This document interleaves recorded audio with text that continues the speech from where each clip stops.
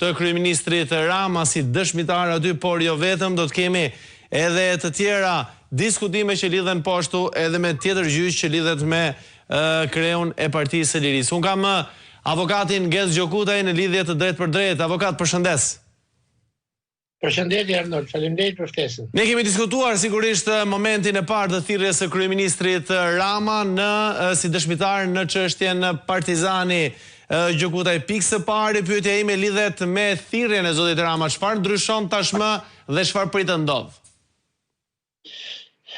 Po thirrja e dëshmitarit Rama është vetëm veprimi i thirrjes si dëshmitar është një dëshmi më vete, e cila provon dhe dëshmon që është shkelur një nga parimet më themelore në hetim, ai hetimi të gjithanshëm dhe objektiv të çështjes. Pra, firmëtari kryesor i gjithë procedurës së klubit Partizani, i kthyer në trua ndërtimi nga zoti Edi Rama, në cilësinë e kryetarit të bashkisë dhe kryetarit të RRT-s, dhe mosthirrja e tij në hetim tregon qartazi që Raman Spaku e ka ruajtur nga kjo punë, sepse ka një moment shumë ligjor, po edhe shumë delikat kjo çështje, zoti Karriqi. Zoti Rama, unë besoj, si zyrtar serioz, po të kishë konstatuar shkelje, palishmërira në këtë procedurë, unë besoj që nuk do të afirmoste. Për më tepër që ai nuk ka dashur që atë pronta zhvillojnë pronarët, por klientët e tij. Por sigurisht pronarët qëndruan dhe pronarët kishin të drejtën e parablerjes dhe u detyruar ka dhënë lejen e ndërtimit, po nuk e ka zbardhur përsëri për t'i mërzitur dhe për t'u tërhequr nga ajo. Dhe ata kanë marrë me gjyq këtë. Dhe kjo është si dritë dielli. Pra, sipas Spakut, mos pyetja e Ramës e çmang atë nga qenia dëshmitar, por kjo ka dhe një qëllim taktik. Pra, për të dhënë për të treguar që Berisha me dhëndrin e tij pas ka bërë korrupsion në Hundën dhe me firmat e Edi Ramës. Një absurd të tillë nuk mund ta besoj njeri. Unë besoj që ju e kuptoni këtë, sa e thjeshtë që është. Kështu që gjykata nuk kishte rrugë tjetër, flasim për një gjykim, se vim tek hetimi gjithanshëm dhe objektiv, po vim tek gjykimi, te procesi rregullt ligjor dhe ke gjykimi objektiv i çështjes, barazia e palëve.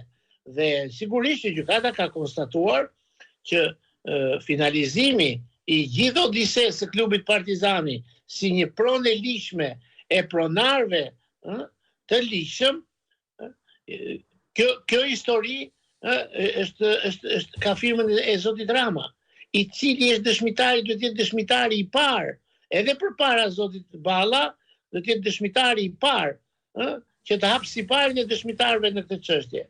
Gjokutaj, por çfarë vlerë ka tashmë thirrja e Ramës në këtë moment?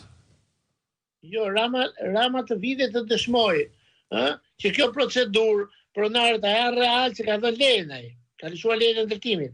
Pra ka para i shkelje të ligjit, element korruptiv, e nga këto që thot, nga këto historira që ngren Spaku sot, se në kallëzim, shikoni, në kallëzim zoti Balla ka ngritur të tjera pretendime, ndërkohë që zoti Rama ka firmosur si një procedurë krejtësisht e ligjshme, e kupton se këta vinë kontradikt me njëra tjetrën. Pra kallëzimi ka plot shpifje brenda, ndërkohë që procedura ka vazhduar dhe toka ka vajt ke pronarët. Kjo është një mishmash, e kupton, por sigurisht që kur nisesh politikisht dhe do të vësh në funksion të politikës edhe çështjen e pronarëve, atëherë vjen një moment që përballesh. Vlera e Ramës është e para njëherë ka një vlerë historike dhe juridike që zoti Rama të prek shtetin, të njohë shtetin, të vijë një herë në gjykatë dhe të jap një herë në jetën e tij një dëshmi, të futet në një format nën betim, që të mbaj përgjegjësi për çdo fjalë që thot dhe jo me refrenin e përditshëm, që sipas politikës ditës akuzon njërin apo tjetrin apo jep një version apo tjetrin. Dhe tjetra është që ai të shpjegojë procedurën e kësaj prone, e pretenduar, e kupton, të shpjegojë që ajo ka qenë zaptuar, s'ka qenë klub Partizani, nuk është luajtur sport në atë kohë, dakor, e zaptuar që banorët atje u janë dhënë banesa, që aktet kanë qenë ligjore, që prona ka qenë e lishme, se këto janë elementet të cilët e bëjnë pa lëndë penale, pa fakt penal këtë çështje. Dhe zoti Rama, për ironi të fatit dhe për ironi të politikës e i ndjek, duke qenë nxitsi kryesor i kësaj çështje, është çështja e çarkut ti. Po e hape gropën tjetrit, vjen një ditë që do të biesh vetë brenda.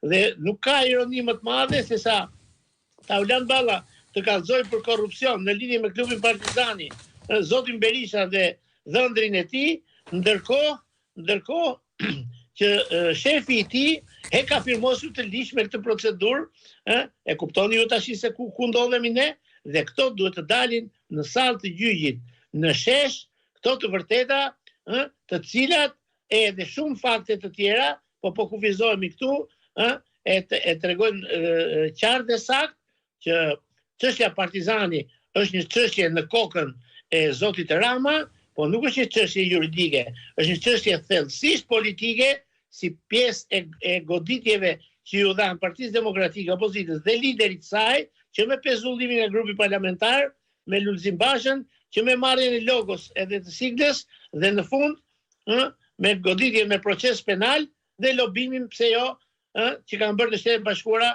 për dizenjimin e zotit Berisha.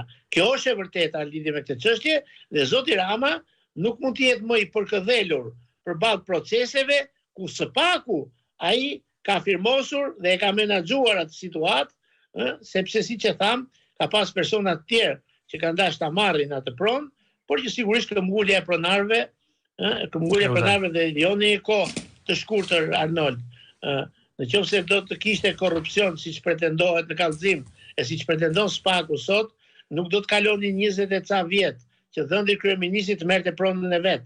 Kjo nuk bën vaki, dhe kjo është një arsyetim i cili e nxjerr vet konkluzionin